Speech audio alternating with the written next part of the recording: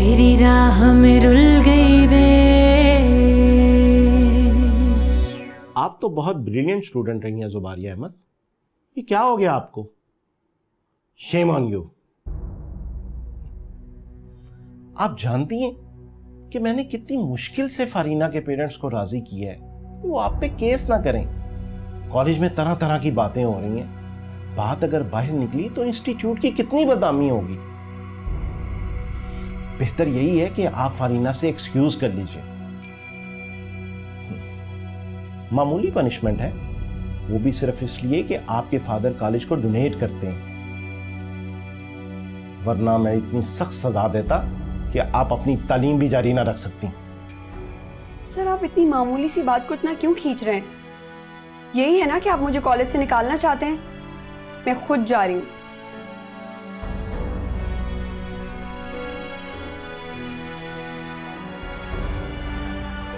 मुझे कॉलेज से निकाल दिया गया। क्या? अब क्या होगा? कॉलेज से तो मैं निकल गई हूँ, लेकिन एक बार उस फारीना की ऐसी फेंटी लगाऊंगी ना मैं कि उसे पता चलेगा उसने पंगा किससे लिया है। उसे मेरे जहांदात को तकलीफ पहुंचाई है, छोड़ूंगी नहीं मैं उसे। पागल हो गई हो जुबारिया, क्या करने जा रही हो? चलो घर चलो, मैं तुम्हें घर छोड़ती हूँ। छोड़ो मेरा हाथ। मुझे घर नहीं कहीं और जाना है। पर कहाँ?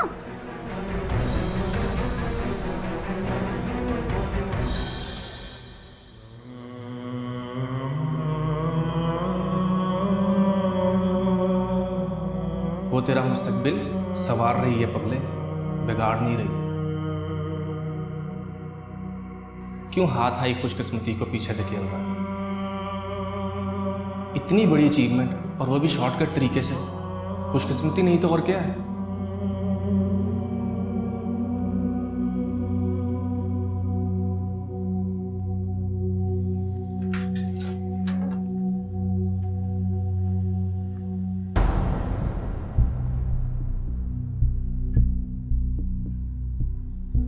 तुम यहां?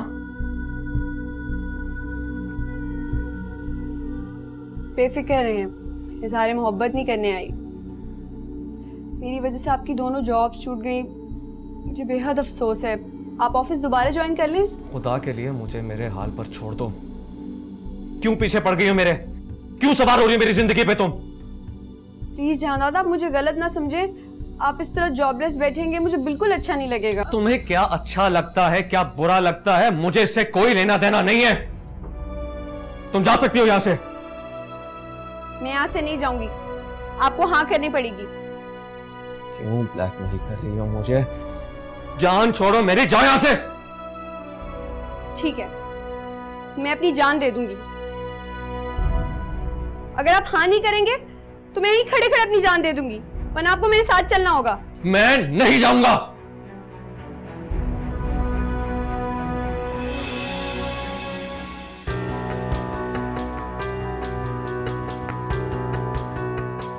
ये क्या किया तुमने?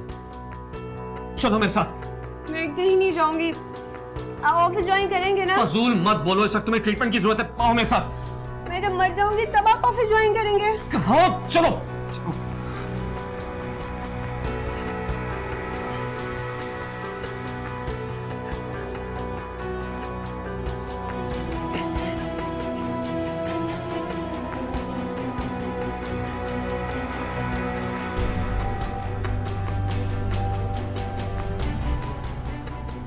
जब तक ऑफिस ज्वाइन नहीं करेंगे मैं इलाज नहीं करवाऊंगी। हाँ मैं आज ही ऑफिस ज्वाइन कर लूंगा बस।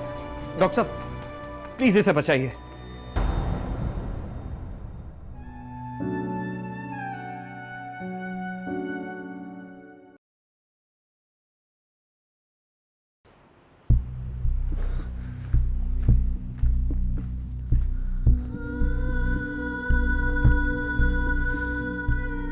सर मैं आपका ऑफिस दोबारा ज्वाइन करना चाहता हूँ। Thank you. सर असल में ये मेरी गलती है, मुझे तुम्हारे साथ इस तरह से बिहेव नहीं करना चाहिए था। तुम तो जानते हो कि औलाद से ज़्यादा बढ़कर कोई और चीज़ अजीज़ नहीं होती। और फिर इंसान का सबसे बड़ा इम्तिहान उसकी औलाद होता है, जिसके हाथों वो मजबूर हो जाता है। शायद आप नहीं जानते, मैं भी उसी के हाथों मजबूर होकर यहां आया हूं। मालूम है मुझे। डॉक्टर गुलजार का फोन आया था, बता रहा था खैरियत से है।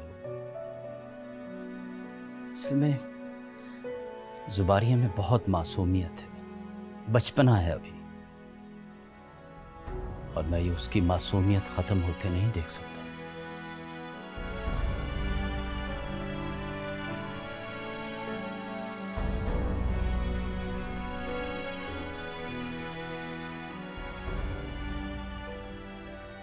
बाहर आ जाओ, अब तुम बड़ी हो गई हो, अब इस उम्र में मुझसे झूठ बुलवा रही हो। कैसे अंकल हैं आप, मेरे लिए इतना सा भी काम नहीं कर सकते। और वैसे भी बड़े ही कहते हैं कि वो झूठ सच से बेहतर होता है जो किसी के काम आने के लिए बोला जाए।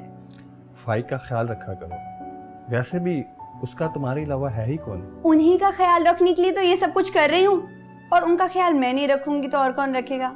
आप बस मुझे ये बताएं कि आप मेरी हेल्प करेंगे ना। मजबूरी है, करना ही पड़ेगा, आखिर अंकल जो हुआ। Thank you so much uncle.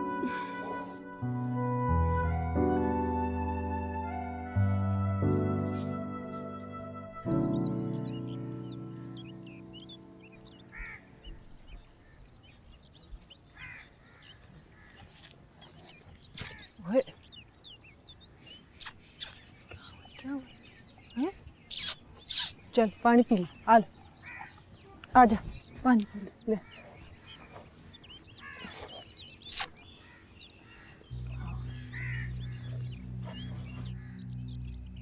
ये तुम्हारे करने का काम नहीं है, मुलाजमों का है।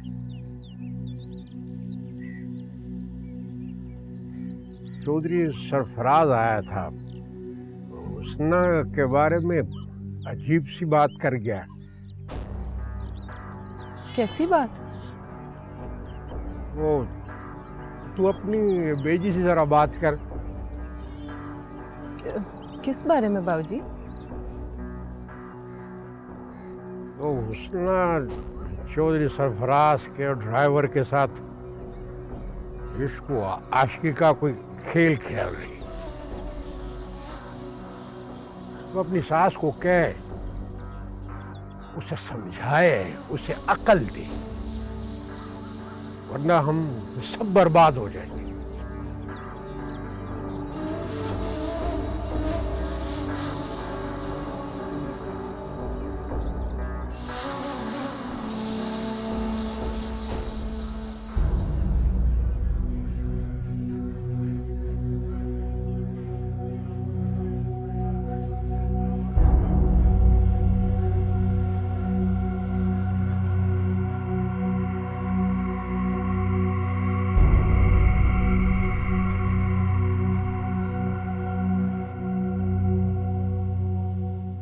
डॉक्टर साहब, जुबारी अब कैसी हैं? वो बिल्कुल ठीक है। जो पॉइजन उन्होंने लिया था, दरअसल वो इतना कारआमद नहीं था। खुदा का शुक्र है कोई नुकसान नहीं हुआ। वैसे भी आप उन्हें वक्त पर ले आए थे, हमने ट्रीटमेंट देकर उन्हें फारिग कर दिया। अब वो घर जा चुकी हैं। Are you sure? जहर तो फिर भी जहर होता है। अगर आप मेरी तरह डॉक्टर होते तो आपको क्लियर होता। She is perfectly alright. Thank you.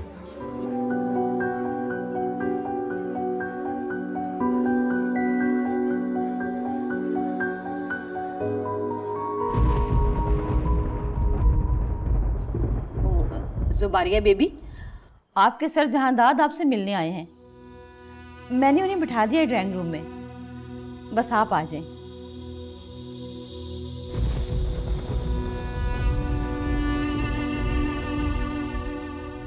Sir Jahandad इस वक्त?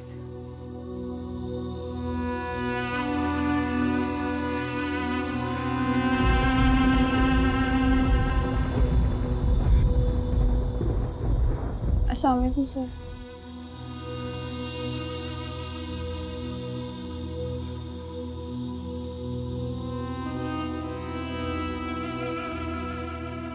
अब तबीयत कैसी है तुम्हारी?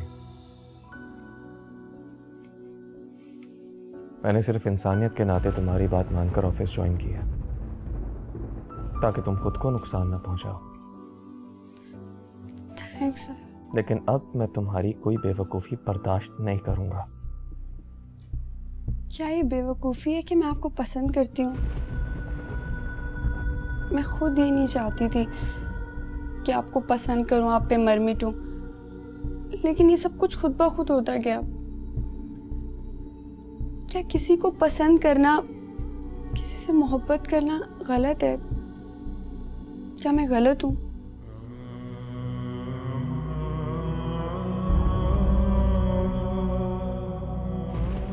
मैं किसी और को चाहता हूँ। क्या वो मुझसे ज्यादा अच्छी है?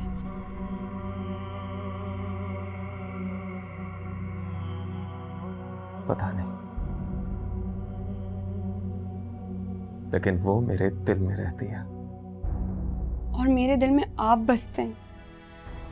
ये सिर्फ पागलपन है। और मुझे ये पागलपन भी कबूल है आपके लिए। तो फिर जियो इस पागलपन के साथ। लेकिन याद रखना, मेरी जिंदगी में तुम्हारी कोई गुंजाइश नहीं।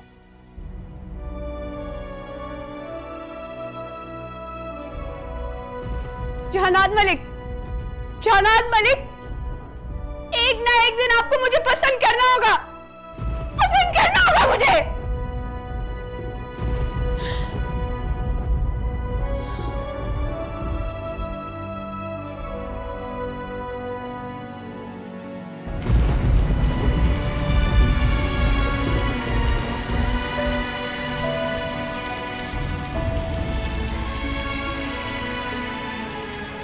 क्या किसी को पसंद करना, किसी से मोहब्बत करना गलत है?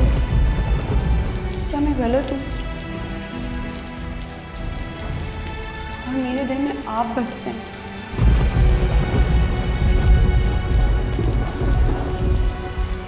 इतनी बड़ी अचीवमेंट, इतनी बड़ी शॉर्टकट तरीके से, वो भी शॉर्टकट तरीके। खुशकिस्मती नहीं तो और क्या? खुशकिस्मती नहीं तो और क्या?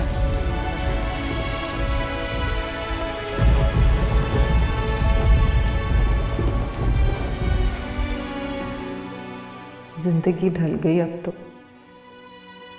और अब भी आंखों में सपने बुन रही हूँ। क्या ये सपने मेरे ही हैं या क्या किसी और ने इनकी शम्मा जलाई है? जिंदगी में एक मर्द की जरूरत क्यों होती है? सिर्फ दिल या फिर जिंदगी? दोनों इसके बिना आगे नहीं बढ़ सकते।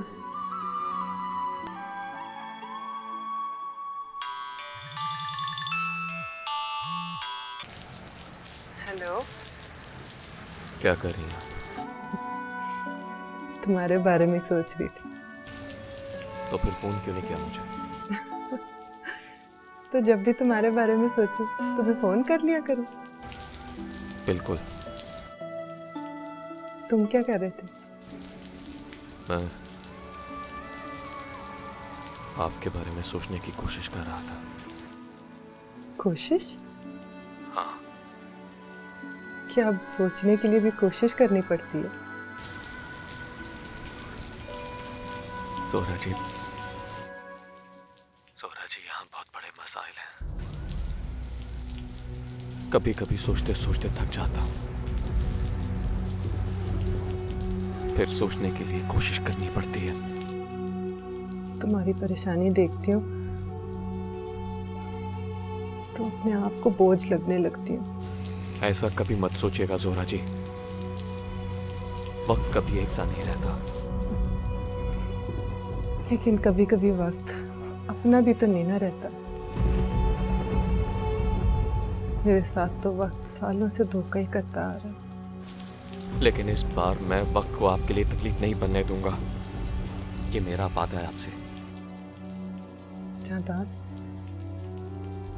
निकाह के वादे तक जल्दी पहुंच जाना। अब तो आईना भी मेरे साथ मजाक करने लगा। बस थोड़ा इंतजार और। अपना ख्याल रखना। मैं हंसे भूल गई वे, तेरी राह में रुल गई वे, बिन सावन अखियां दे हंजुआं विच धुल गई वे, तेरी यादों में रो दिया, रो दिया।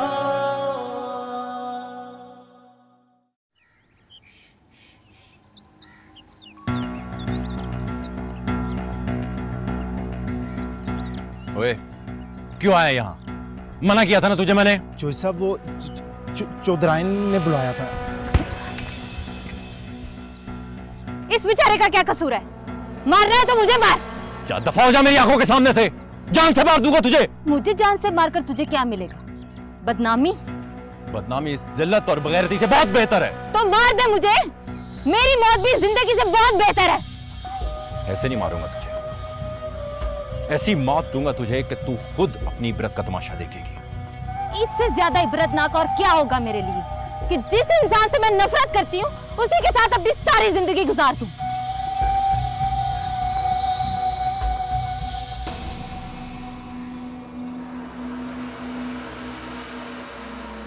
सज्जाद, घबराना मत तुम, इससे डरना मत सज्जाद तुम।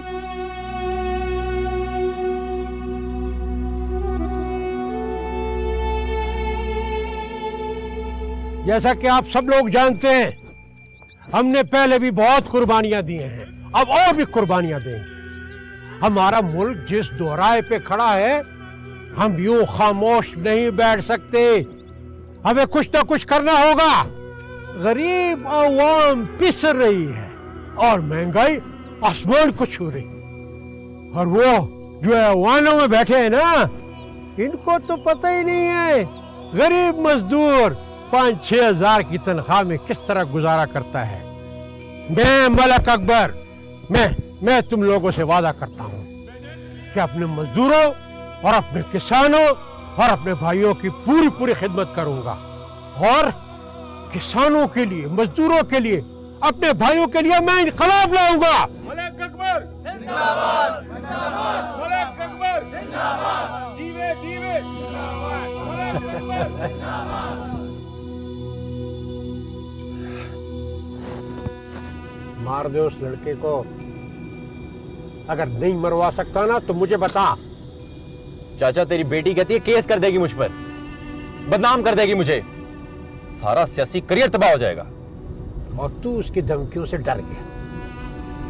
औरतें सिवाय चीखने चिल्लाने के और कुछ भी नहीं कर सकती। तेरी बेटी बड़ा कुछ कर सकती है चाचा। जो औरत अपनी मर्द की आंखों में आंखें डाल सकती है, वो कुछ भी कर सकती है। नीचे दिखाने के लिए कर रही है मुझे सब वो। तू देखना, ये खेल उसे बड़ा महंगा पड़ेगा। ओ बस यार, दुनिया के रंग ही बदल गए हैं, जमाना फर्क हो गया।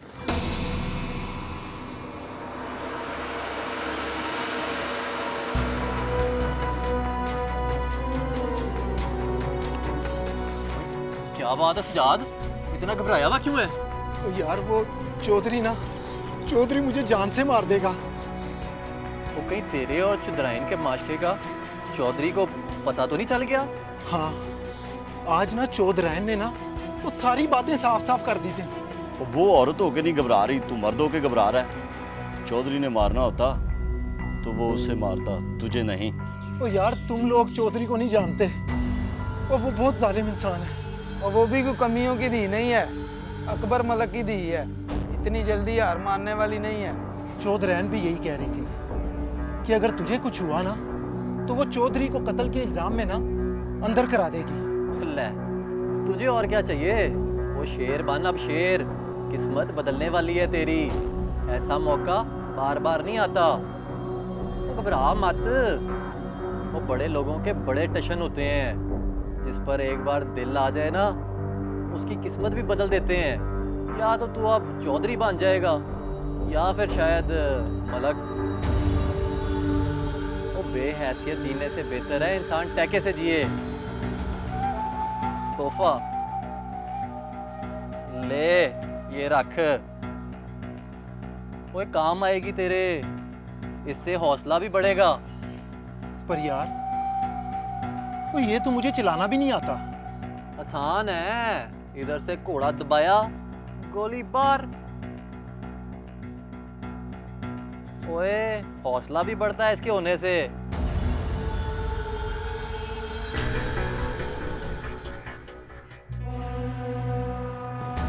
ये क्या तमाशा बना रखा है तूने?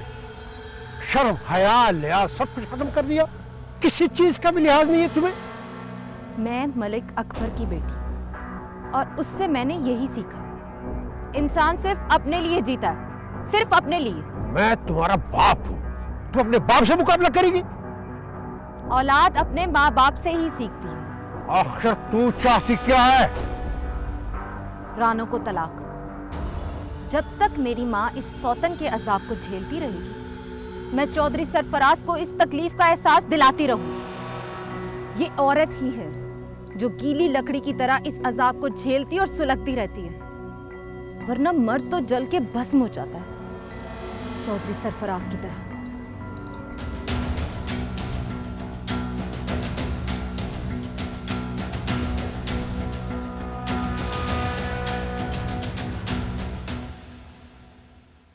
मुझे लगता था कि मैं तुम्हारी मां को बहुत चाहता हूं, लेकिन मेरा चाहना काफी नहीं था। किसी एक का चाहना काफी नहीं होता। लेकिन पापा, एक लम्हे के लिए मामा ने आपको चाहा तो जरूर होगा। किसी के लिए अपनी जिंदगी को शराब बनाना बेवकूफी है बेटी। जैसे मैंने अपनी सारी जिंदगी तुम्हारी मां के लिए बेमाया की, आखिर क्या मिला मुझे? आज तक सजा भुगत रहा हूं बेटी।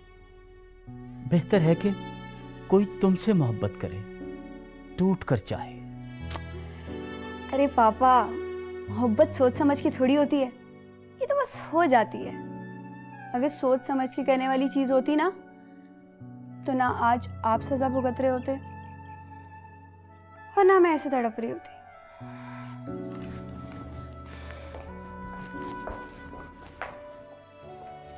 चाहने की सजा तो काटनी पड़ती है बेटी, चाहे थोड़ी हो या ज्यादा।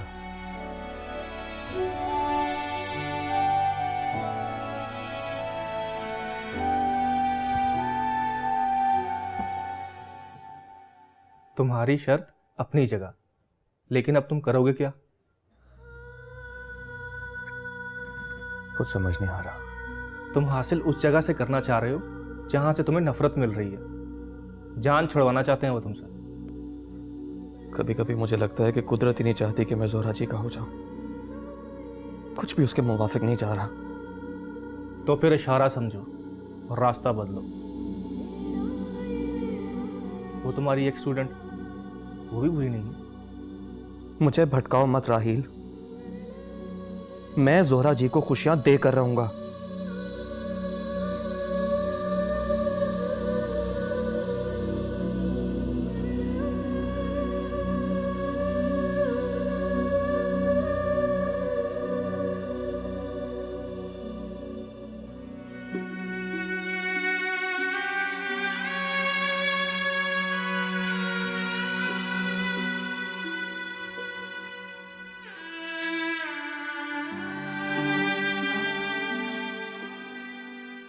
जोरा,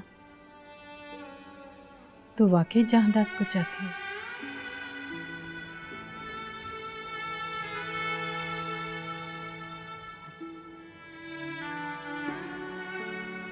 कब से चाहती है उसे?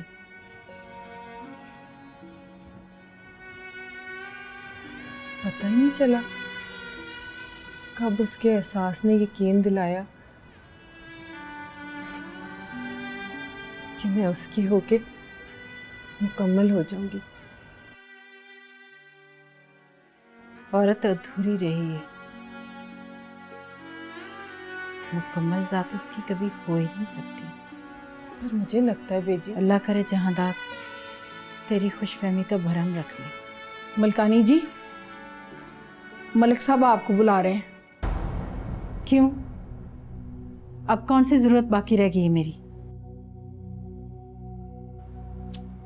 बेटी जाके सुन तो लो ना क्या कह रहे हैं। चली जाए, चलिए उठे।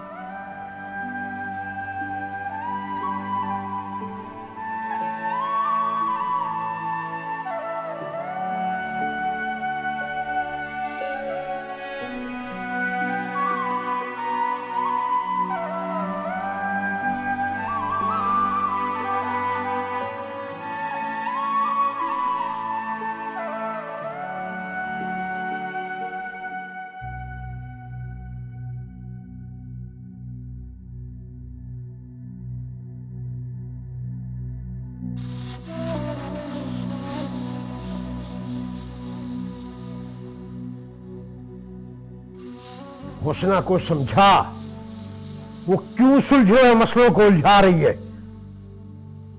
आपकी बेटी है वो, और उसकी रगों में भी आप ही का खून है।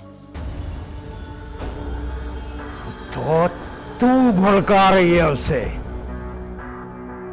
ऐसा करना चाहती तो बहुत पहले कर चुकी होती। देखो मेरी बात सुनो, हुस्ना जिस रास्ते पर चल पड़ी है ना वो उसके लिए अच्छा है और ना हमारे लिए। सब कुछ खत्म हो जाएगा। मेरा तो सब कुछ खत्म हो चुका, अब कुछ बचे ना बचे मुझे कोई फर्क नहीं पड़ता। तो तू उसे नहीं समझाएगी? नहीं, बिल्कुल नहीं समझाऊंगी।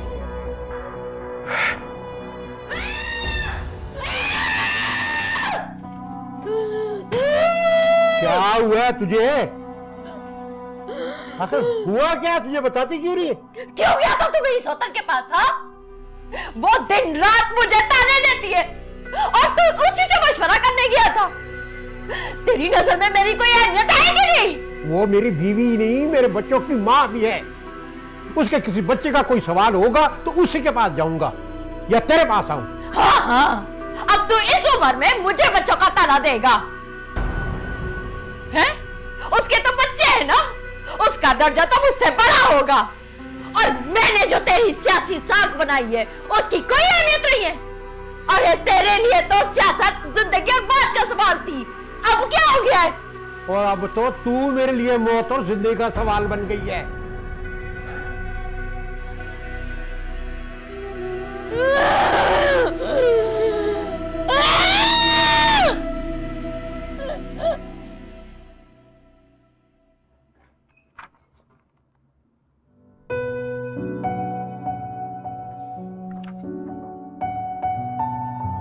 बैठिए।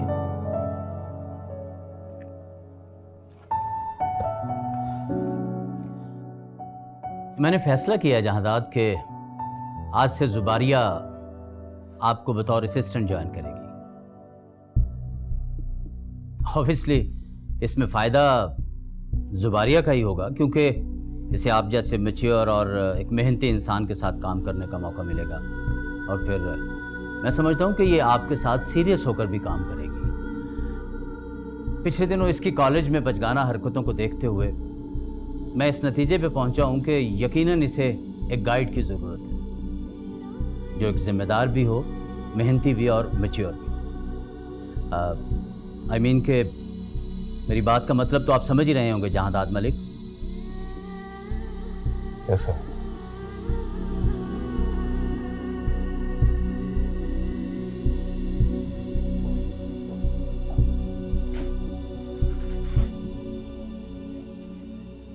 पापा, आपने मेरे से पूछे बगैर इतना बड़ा फैसला कर दिया। भाई अगर ये फैसला तुम्हें अच्छा नहीं लगा तो हम अपना फैसला वापस ले लेते हैं। नहीं नहीं नहीं, मेरा मतलब ये थोड़ी था। मैं तो चलो जाओ, फिर सीखो जाकर अपने उस्ताद से।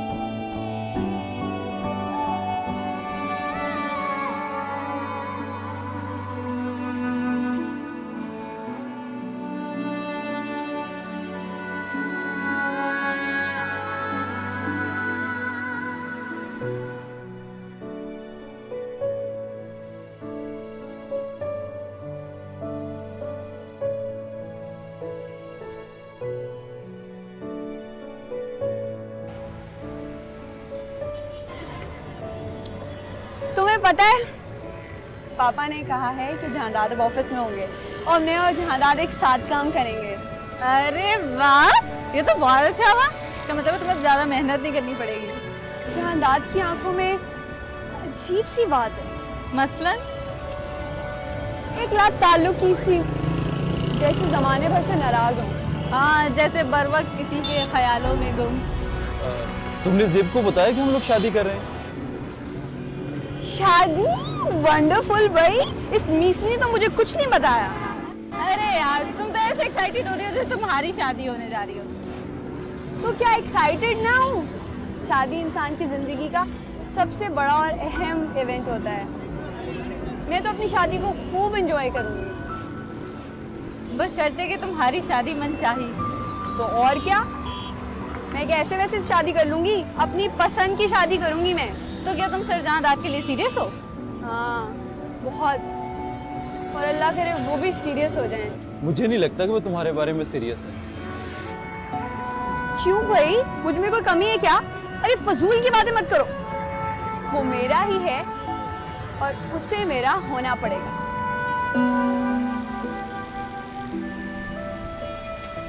अगर तुम इन्वेस्टमेंट अरेंज कर लो तो एक ज़बरदस्त प्लान है जिससे तुम 1 साल में वो सब कुछ हासिल कर सकते हो जो करना चाहते हो। इन नौकरियों में कुछ नहीं रखा। लेकिन मैं इतनी रकम लाऊंगा कहाँ से? तुम्हारे लिए क्या मसला है? इतनी ज़मीनें हैं, थोड़ा सा हिस्सा बेच दो। मैं किसी का एहसान नहीं लेना चाहता, खासतौर पर अपनी बात का, ताकि उन्हें कहने का मौका मिल जाए कि मैं उन्हीं का मोहताज हूँ। तो तुम जोहरा जी से मांग लो, ऐसे चांस बार बार नहीं मिलते। अगर मुझे यही करना होता तो क्या मैं यूं रुल रहा होता यहाँ? कैसी बातें कर रहा है जबकि सब कुछ जानता है तू। ज़रा तुम ठंडे दिमाग से सोचो, अगर तुम्हें कुछ पाना है तो कुछ खोना होगा। लेकिन मैं अपनी इज्जत नफ्स नहीं खो सकता। और है क्या मेरे पास? मैं जो कुछ भी करूंगा खुद करूंगा अपने बाजुओं पे। तो बैठे रहना सारी जिंदगी ऐसे ही, कभी उस मुकाम पे नहीं पहुंच सकोगे जिसकी तुम्हें जरूरत है। फिर भी सोच लो, फाइक अहमद एक बिजनेसमैन है, उससे आइडिया डिस्कस करने में कोई हर्ज नहीं है।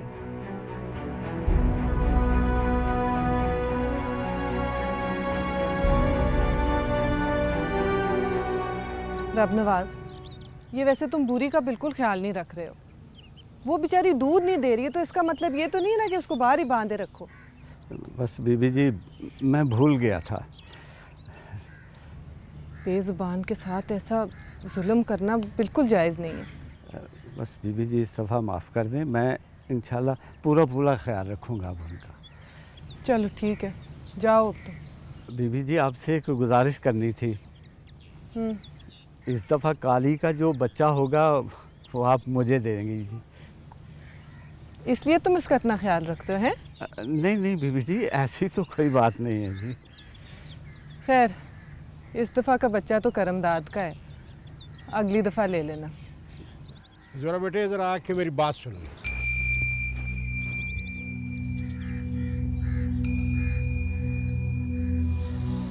बड़े दिनों बाद आपने मुझे इस तरह पुकारा बाबूजी, बड़ा अच्छा लगा।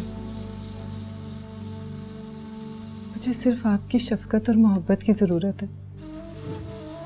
इसके बदले मैं सब कुछ छोड़ सकती हूँ। बाबूजी, मुझे अपनी शफकत से महरूम ना करना।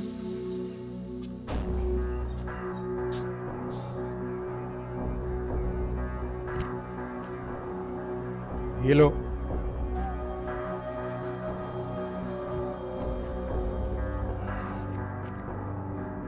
इन पर दस्तखत करो, मुझे जरूरत है इनकी। वैसे भी जमीनें तो तुम्हारी थी ही नहीं।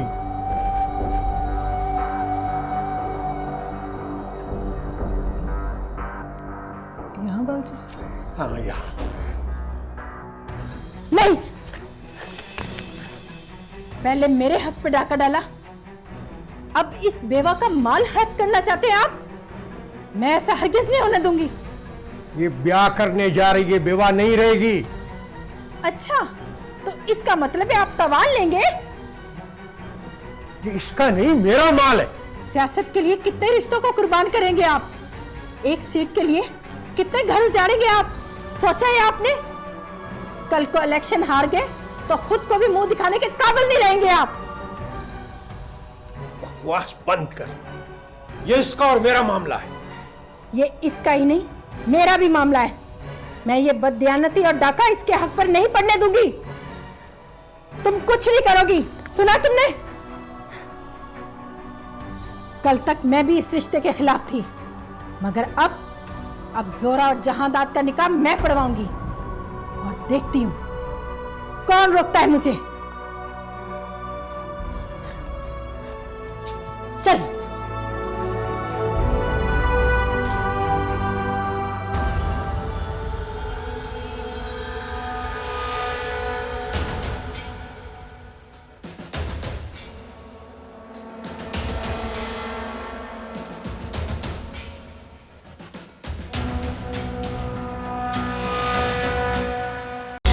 तेरी राह में रुल